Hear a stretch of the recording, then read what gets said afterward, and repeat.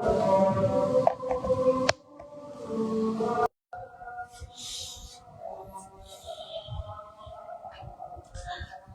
আলাইকুম। রয়্যাল একাডেমির পক্ষ থেকে সবাইকে স্বাগতম। সো আজকে ছিল আমাদের উম, দুইটা পাস্তা। আজকে আমাদের স্পেশাল পিজা কোর্সের পাস্তার ক্লাস ছিল।